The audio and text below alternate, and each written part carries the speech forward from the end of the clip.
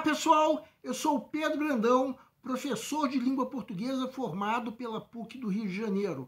Começa agora mais uma videoaula do nosso canal Português Papo Cabeça. Em primeiro lugar, inscreva-se no nosso canal para não perder nenhuma das nossas próximas videoaulas e ative o sininho para receber todas as notificações. Essa aula está sendo postada na sexta-feira, 8 de dezembro. Hoje é que é o dia do cronista esportivo. A nossa aula de quarta-feira agora foi em homenagem a essa data. Nós interpretamos uma crônica esportiva do jornalista Rodrigo Capello, mas essa aula já é outro assunto. Vamos prosseguir o assunto de tipos e gêneros textuais, que foi introduzido há várias videoaulas atrás. Quem quiser pode acessar essas videoaulas através dos cards que nós estamos disponibilizando. Vamos lembrar que gênero textual é um conceito relativo à ocasião em que um texto é produzido. Quando dizemos coisas do tipo, escrevi uma carta, escrevi um e-mail, achei aquela notícia assustadora, adorei a propaganda, tudo isso, carta, e-mail, propaganda e por aí vai, são gêneros textuais. Nessa aula nós vamos abordar o gênero romance regionalista.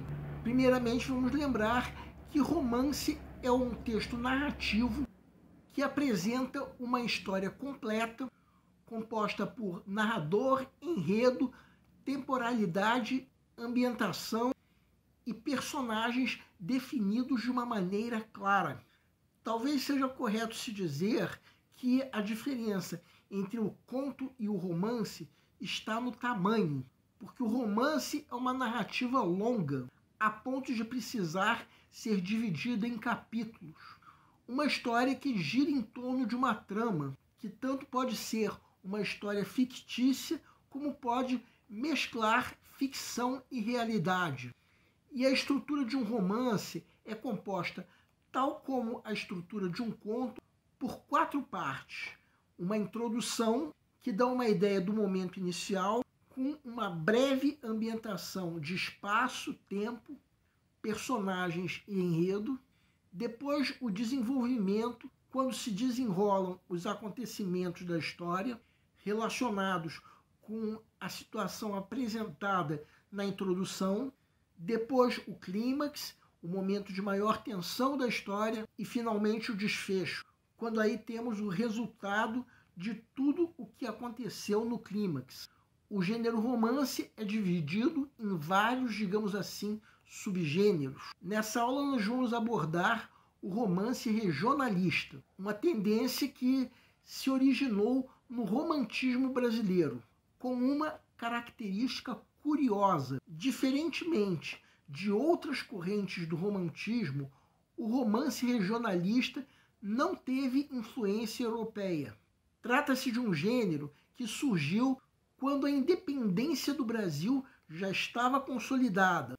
E com isso surgiu também a tendência de uma consciência de valores específicos de uma determinada cultura, com sua diversidade regional, não apenas pela geografia física das regiões, mas também pelos costumes populares e pelos dialetos. O romance regionalista, tal como os outros subgêneros do romance, teve origem no folhetim, em que os capítulos eram apresentados nos jornais com uma periodicidade, em geral, semanal, sendo que o romance regionalista se caracterizava, como se caracteriza até hoje, pela tentativa de fixar aquilo que os autores consideravam verdadeiro no Brasil, desde o sertão até a paisagem nativa. Uma das primeiras obras desse gênero aqui no Brasil foi o Ermitão de Muquem, de Bernardo Guimarães, lançado em 1865, retratando a região interior dos estados de Minas Gerais e Goiás. Outro romance regionalista foi publicado em 1870, no caso, O Gaúcho, de José de Alencar, que, como nós podemos imaginar, enfoca os costumes e a geografia da região do Rio Grande do Sul. Não é curioso um cearense falando sobre o Rio Grande do Sul? E aí entra uma coisa talvez até mais curiosa. José de Alencar não viajou para o Rio Grande do Sul para escrever esse romance. Ou seja, esse romance tem uma visão idealizada, como também acontece na maioria das obras do romantismo brasileiro.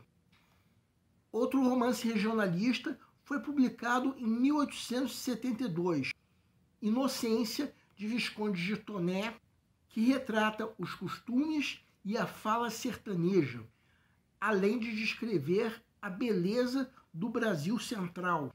Em 1886 foi publicado outro romance regionalista, O Cabeleira, de Franklin Távora, que enfoca o cangaço nordestino. Bem, o romantismo brasileiro foi o momento em que se inaugurou o romance regionalista aqui no Brasil. Mas a tendência continuou. Na fase modernista, por exemplo, foi lançado em 1930 o romance Vidas Secas, de Graciliano Ramos, que retrata a realidade de absoluta miséria do sertão nordestino, através de uma família de retirantes. Ainda no modernismo brasileiro, outra obra que merece destaque é Menino de Engenho, de José Lins do Rego, que narra a vida de um menino no começo do século XX, numa antiga fazenda lagoana da época colonial. Um autor recém-falecido de um romance regionalista foi João Ubaldo Ribeiro, que lançou em 1971 o romance Sargento Getúlio, ambientado no sertão nordestino, falando sobre o banditismo na região com uma linguagem cheia de regionalismos. Em 1992, a também recém-falecida autora Raquel de Queiroz publicou outro romance regionalista, Memorial de Maria Moura, que narra a vida de uma cangaceira nordestina, um romance que foi adaptado alguns anos depois para uma minissérie na TV Globo. No fim das contas, são tantos os exemplos de romances regionalistas que uma única videoaula não seria suficiente para abordar todos eles. A principal característica é mostrar a diversidade cultural de um país. Nós só falamos nessa videoaula sobre romances regionalistas brasileiros, mas é claro que existem obras desse gênero em outros países. E o assunto de tipos e gêneros textuais, por enquanto, fica por aqui. Como eu não canso de dizer, é um assunto até difícil de ser dado por encerrado. E digo mais, eu não vou dar em momento nenhum esse assunto por encerrado, porque existem tantos gêneros textuais que eu mesmo nem imagino. O nosso canal Português Papo Cabeça antigamente se chamava Aprenda a Língua Portuguesa. Cada vez mais estaremos focados em vocês, que estão movendo a roda da história para que seja criado um futuro melhor para todos. Então o nosso foco principal continua sendo os vestibulandos, que terão no nosso canal uma fonte importante de estudos de língua portuguesa, onde nós ensinaremos os recursos da nossa língua para que possam, em primeiro lugar, escrever de forma adequada, entre outros textos, a redação do vestibular. Em segundo lugar, para que possam interpretar textos de forma adequada, não apenas numa prova de vestibular ou concurso, mas também na leitura de textos que ajudarão vocês a se manterem atualizados. Cada vez mais nós teremos no nosso canal um Papo Cabeça. Ensinaremos nossa língua sim, mas de forma a estimular a inteligência que nasceu dentro de vocês e que precisa ser estimulada.